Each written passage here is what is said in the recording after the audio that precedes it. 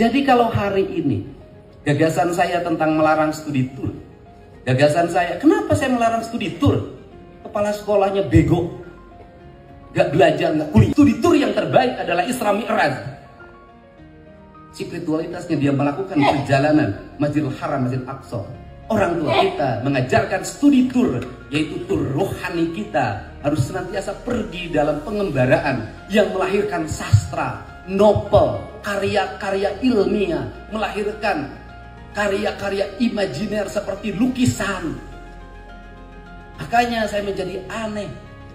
DPR didatengin oleh pengelola jasa perjalanan pariwisata. Kenapa? Hari ini pariwisata menurun karena studi tour tidak ada. Berarti angka kepariwisataan di Jawa Barat didominasi oleh anak-anak sekolah, bukan oleh wisatawan.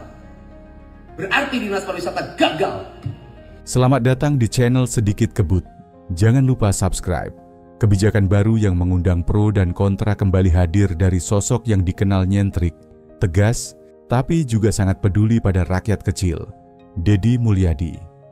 Kali ini, pria yang juga dikenal sebagai Kang Deddy itu mengeluarkan kebijakan yang membuat banyak kepala sekolah dan orang tua bertanya-tanya, yakni larangan bagi sekolah-sekolah di wilayah Jawa Barat untuk mengadakan study tour atau karya wisata. Apa alasan dibalik keputusan ini? Mengapa kegiatan yang sudah menjadi agenda tahunan di banyak sekolah harus dihentikan? Mari kita bahas lebih dalam. Sebelum kita membahas kebijakan Kang Deddy, mari kita flashback dulu sedikit ke budaya study tour di Indonesia. Selama puluhan tahun, karya wisata atau study tour telah menjadi salah satu kegiatan paling ditunggu-tunggu oleh para pelajar. Tak hanya sekadar jalan-jalan, kegiatan ini biasanya dirancang untuk menjadi sarana belajar di luar kelas, mengunjungi museum, tempat bersejarah, tempat industri, bahkan rekreasi, semua dilakukan dalam rangka memperkaya pengetahuan siswa. Namun, dalam prakteknya, seringkali study tour hanya menjadi ajang liburan tahunan. Bahkan lebih jauh lagi, kegiatan ini kerap membebani orang tua siswa karena biayanya yang tidak sedikit. Ada yang harus membayar ratusan ribu, bahkan sampai jutaan rupiah, hanya untuk perjalanan sehari atau 2 hari. Dan disinilah titik awal persoalan yang dilihat oleh Deddy Mulyadi. Dalam berbagai kesempatan, Deddy Mulyadi menegaskan bahwa pendidikan seharusnya tidak menjadi beban, melainkan jalan keluar dari berbagai persoalan sosial.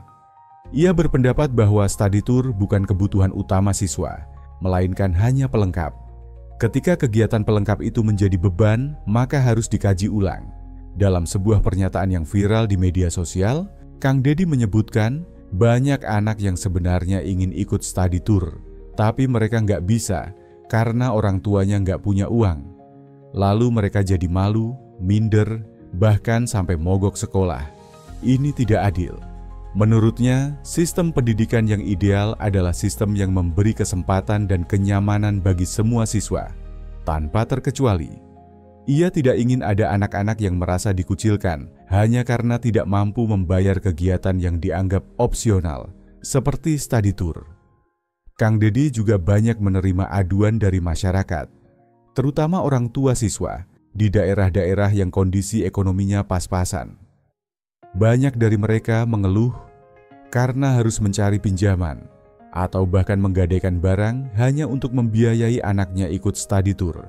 Ada yang sampai menjual motor, emas kawin, bahkan pinjam ke rentenir. Pendidikan itu tanggung jawab negara, bukan ladang bisnis, tegas Deddy.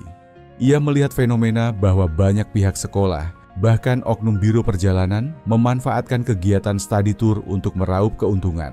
Ada juga kasus di mana sekolah memaksakan semua siswa ikut, tanpa toleransi bagi yang tidak mampu. Jika tidak ikut, maka anak tersebut tidak diperkenankan masuk sekolah pada hari pelaksanaan tur. Bayangkan perasaan seorang anak kecil yang harus tinggal di rumah, mendengar teman-temannya bersenang-senang, hanya karena dia miskin. Lantas, apakah Kang Deddy melarang total semua bentuk pembelajaran di luar kelas? Tentu tidak. Sebagai gantinya, Deddy Mulyadi mendorong sekolah-sekolah untuk mengadakan kegiatan edukatif yang lebih murah, lebih bermanfaat, dan lebih menjangkau semua siswa. Contohnya seperti kunjungan ke perpustakaan daerah, kegiatan gotong royong di lingkungan sekolah, atau belajar langsung dari narasumber di bidangnya yang diundang ke sekolah. Kalau mau belajar tentang sejarah, cukup ajak anak-anak ke taman kota atau datangkan budayawan ke sekolah. Kalau mau belajar pertanian, ajak ke kebun masyarakat sekitar. Nggak perlu jauh-jauh keluar kota dengan biaya jutaan. Ujarnya dalam salah satu video yang ia unggah. Kang Deddy juga punya pandangan menarik tentang pentingnya mengenalkan anak-anak pada budaya dan kearifan lokal.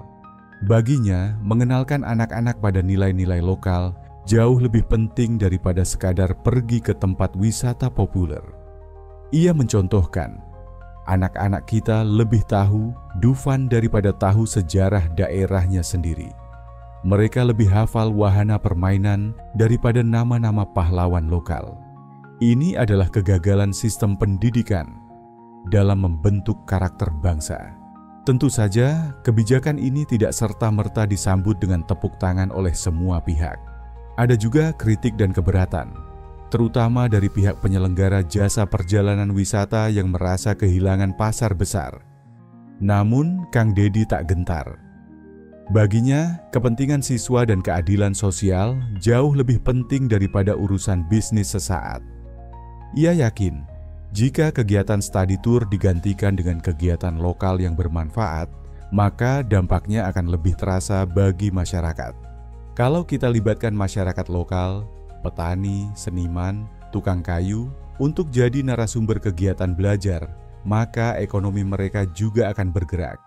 Sekolah menjadi tempat tumbuhnya budaya, bukan tempat konsumsi, kata Kang Deddy.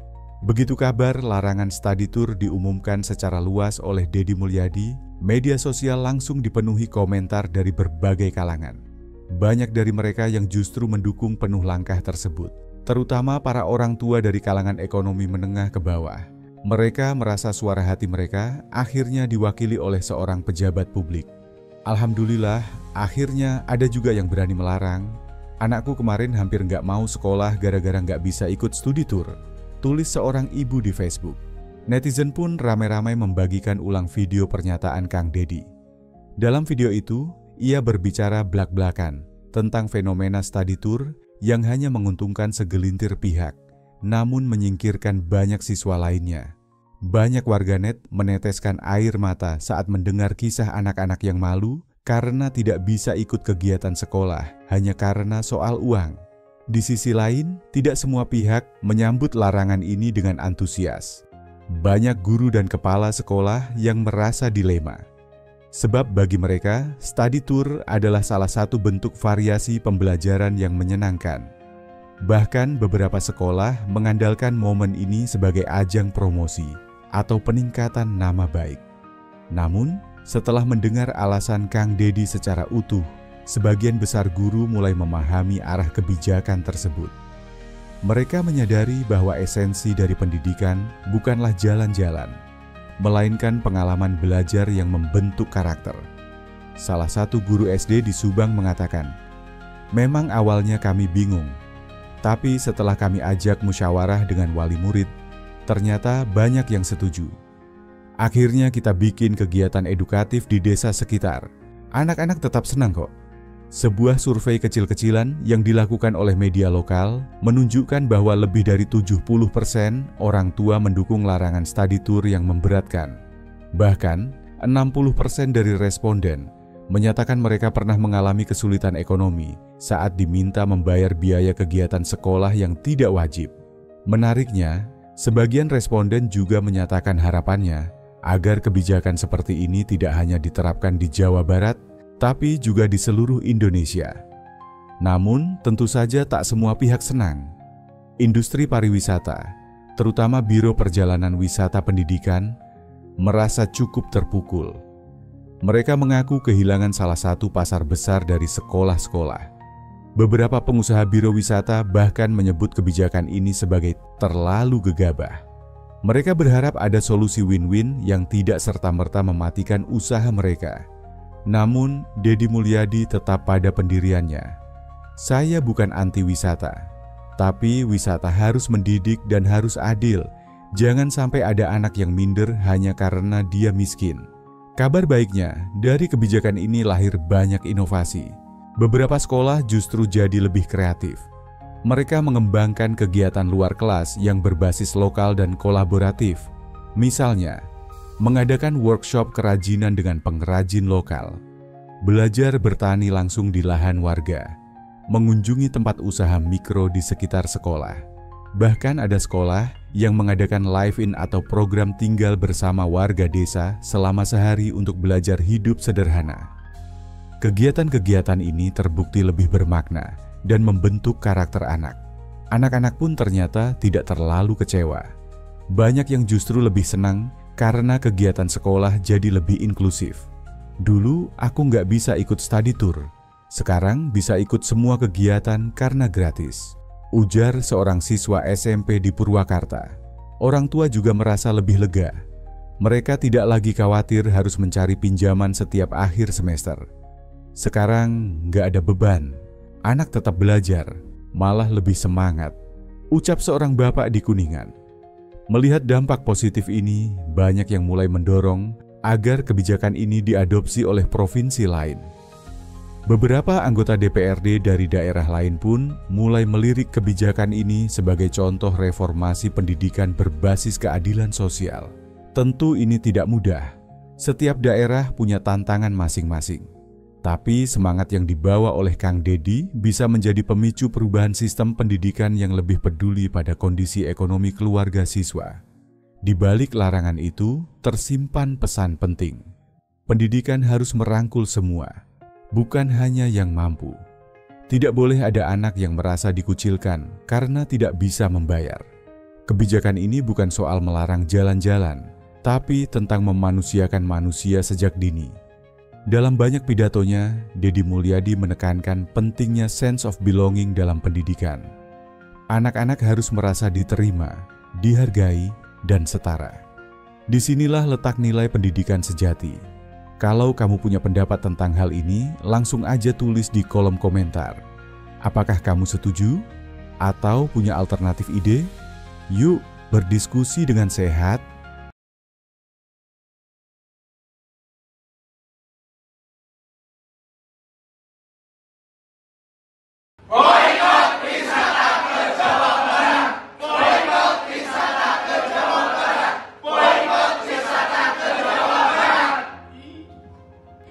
Jadi kalau hari ini gagasan saya tentang melarang studi tour, gagasan saya, kenapa saya melarang studi tour?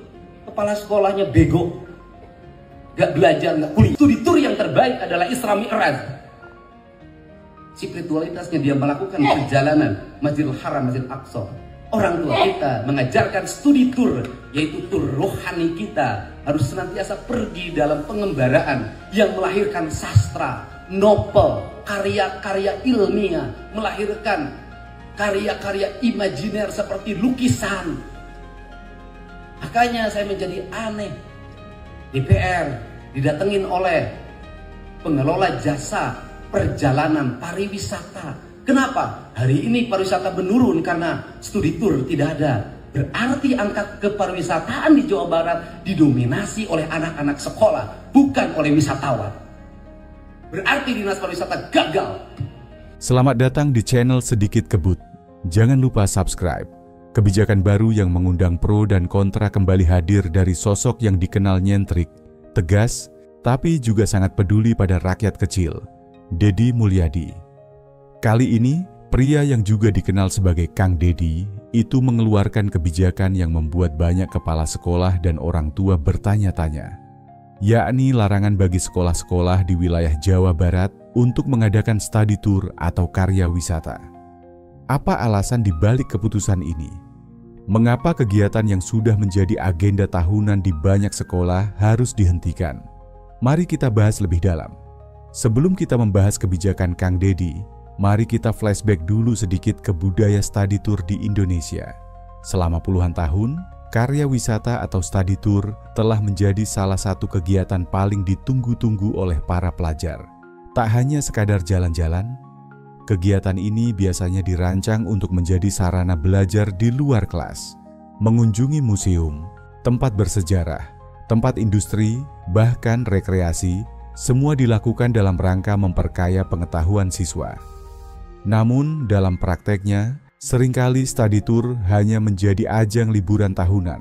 Bahkan lebih jauh lagi, kegiatan ini kerap membebani orang tua siswa karena biayanya yang tidak sedikit.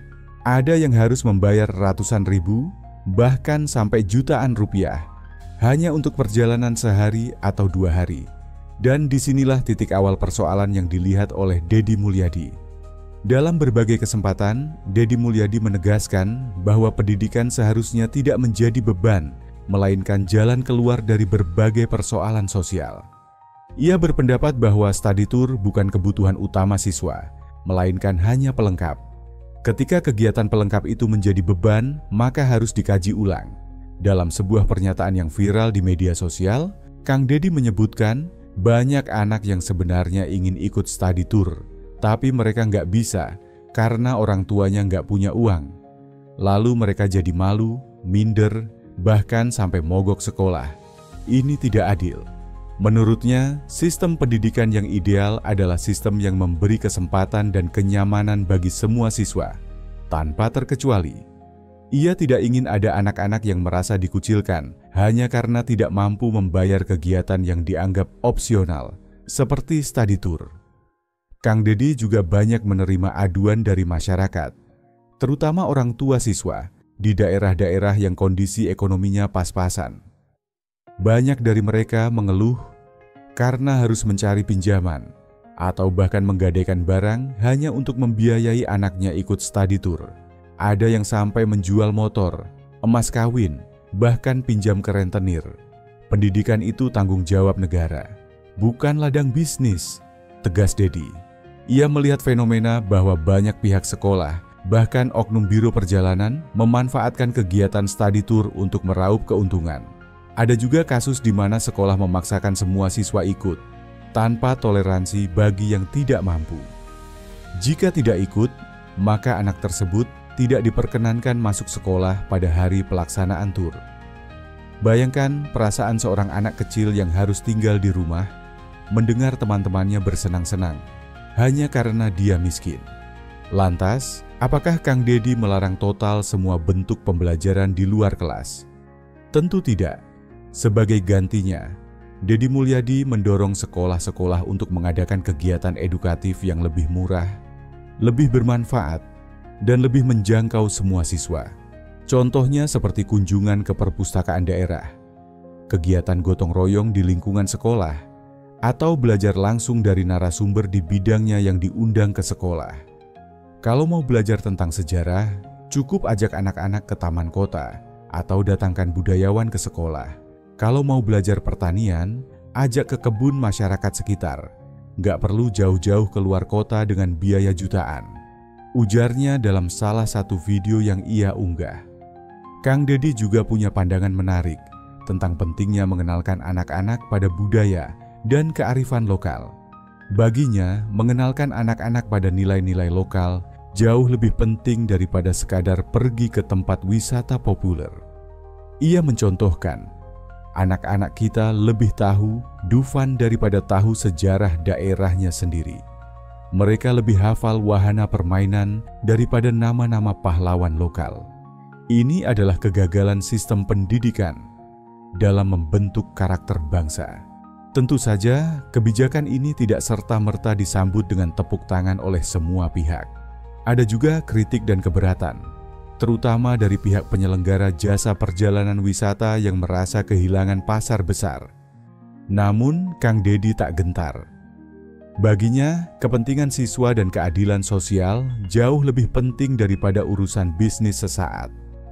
Ia yakin, jika kegiatan study tour digantikan dengan kegiatan lokal yang bermanfaat, maka dampaknya akan lebih terasa bagi masyarakat. Kalau kita libatkan masyarakat lokal, petani, seniman, tukang kayu, untuk jadi narasumber kegiatan belajar, maka ekonomi mereka juga akan bergerak. Sekolah menjadi tempat tumbuhnya budaya, bukan tempat konsumsi, kata Kang Deddy. Begitu kabar larangan study tour diumumkan secara luas oleh Deddy Mulyadi, media sosial langsung dipenuhi komentar dari berbagai kalangan. banyak dari mereka yang justru mendukung penuh langkah tersebut, terutama para orang tua dari kalangan ekonomi menengah ke bawah. Mereka merasa suara hati mereka akhirnya diwakili oleh seorang pejabat publik. Alhamdulillah, akhirnya ada juga yang berani melarang. Anakku kemarin hampir nggak mau sekolah gara-gara nggak bisa ikut studi tour, tulis seorang ibu di Facebook. Netizen pun ramai-ramai membagikan ulang video pernyataan Kang Deddy. Dalam video itu, ia berbicara blak-blakan tentang fenomena study tour yang hanya menguntungkan segelintir pihak, namun menyingkirkan banyak siswa lainnya. Banyak warganet meneteskan air mata saat mendengar kisah anak-anak yang malu karena tidak bisa ikut kegiatan sekolah hanya karena soal uang. Di sisi lain, tidak semua pihak menyambut larangan ini dengan antusias. Banyak guru dan kepala sekolah yang merasa dilema. Sebab bagi mereka, study tour adalah salah satu bentuk variasi pembelajaran yang menyenangkan.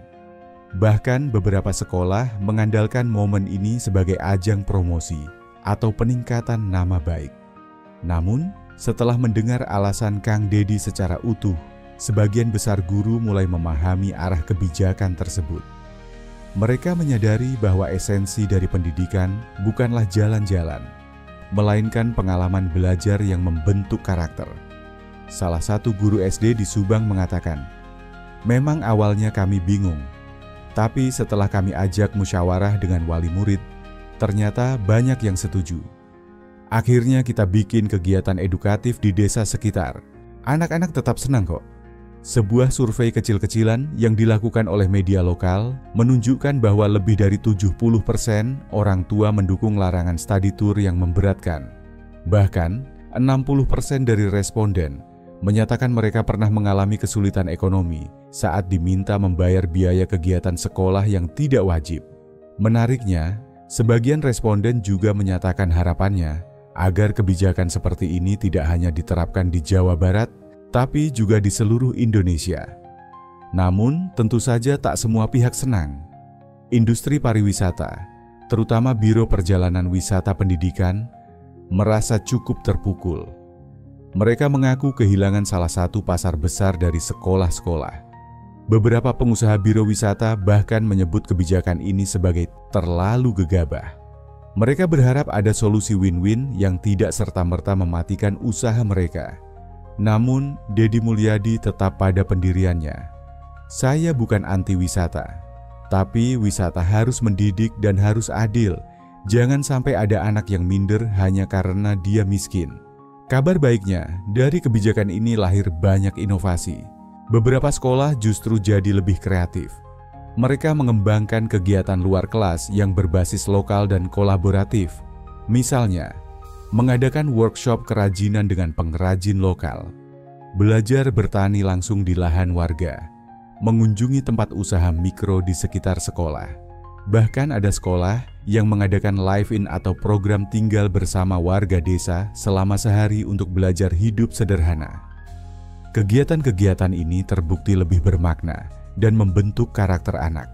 Anak-anak pun ternyata tidak terlalu kecewa. Banyak yang justru lebih senang karena kegiatan sekolah jadi lebih inklusif. "Dulu aku nggak bisa ikut study tour, sekarang bisa ikut semua kegiatan karena gratis," ujar seorang siswa SMP di Purwakarta. Orang tua juga merasa lebih lega. Mereka tidak lagi khawatir harus mencari pinjaman setiap akhir semester. Sekarang nggak ada beban, anak tetap belajar, malah lebih semangat, ucap seorang bapak di Kuningan. Melihat dampak positif ini, banyak yang mulai mendorong agar kebijakan ini diadopsi oleh provinsi lain. Beberapa anggota DPRD dari daerah lain pun mulai melirik kebijakan ini sebagai contoh reformasi pendidikan berbasis keadilan sosial. Tentu ini tidak mudah. Setiap daerah punya tantangan masing-masing. Tapi semangat yang dibawa oleh Kang Deddy bisa menjadi pemicu perubahan sistem pendidikan yang lebih peduli pada kondisi ekonomi keluarga siswa. Di balik larangan itu, tersimpan pesan penting. Pendidikan harus merangkul semua, bukan hanya yang mampu. Tidak boleh ada anak yang merasa dikucilkan karena tidak bisa membayar. Kebijakan ini bukan soal melarang jalan-jalan, tapi tentang memanusiakan manusia sejak dini. Dalam banyak pidatonya, Deddy Mulyadi menekankan pentingnya sense of belonging dalam pendidikan. Anak-anak harus merasa diterima, dihargai, dan setara. Disinilah letak nilai pendidikan sejati. Kalau kamu punya pendapat tentang hal ini, langsung aja tulis di kolom komentar. Apakah kamu setuju? Atau punya alternatif ide? Yuk berdiskusi dengan sehat